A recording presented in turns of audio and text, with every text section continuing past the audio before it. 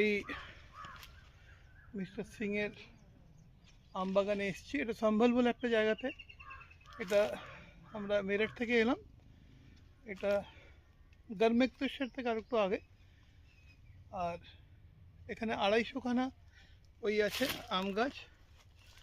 4টে রকমের ভ্যারাইটির ফসল, দশেরি, চৌসা, ফজলি। আর এই হচ্ছে আম গাছগুলো। আর আম গাছগুলোর বয়স বলছেন 30 বছর। আর যেগুলো ফজলি, যেটা ওনার ছেলে নাম দিয়েছে গরিব মানুষের আম, সেটা হচ্ছে এক একটা আম। এই হচ্ছে আমার মাথায় আম ঠেকালাম।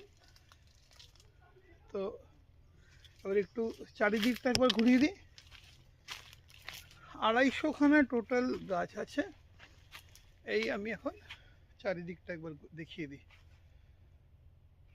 আম গাছ, এই মধ্যে মধ্যে এগুলো করতে থাকি।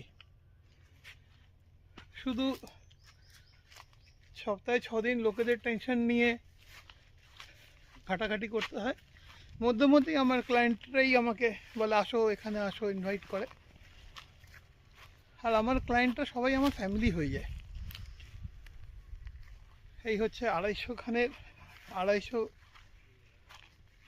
গাছের আম বাগান। এত বড় আম বাগান আমি দেখিনি, শেলিও দেখেনি কোনোদিন। এবার একদিন পিউকে নিয়ে আসবো। খুব সুন্দর এলাম।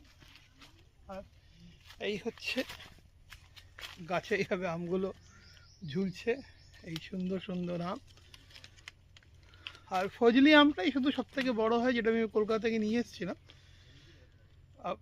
1 কিলো সাইজের মতো এবারে হয়েছে ওদের গাছে।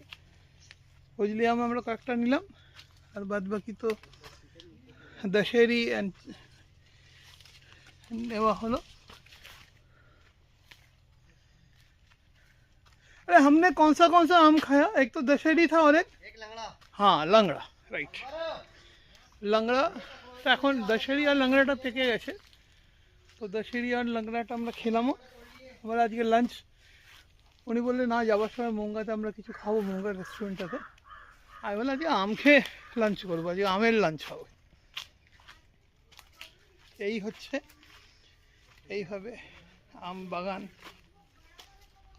এই যে